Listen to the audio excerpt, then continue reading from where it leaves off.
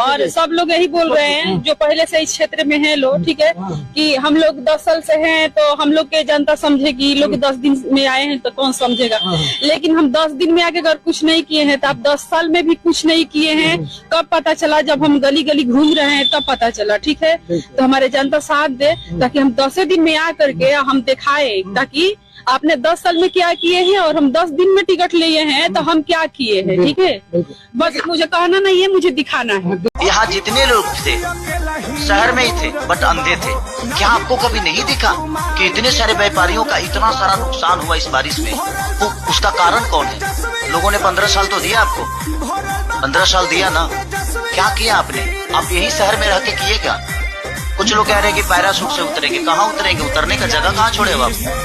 उतरने के लिए एयरपोर्ट बनाए हो, डूबा हुआ है। और जिनको लगता है कि मैं बाहरी हूं ना, तो मैं जमीन का कागज भी मेरे पास है, ऑलरेडी 1.5-2 कट्ठा जमीन इधर लिया हूं मैं।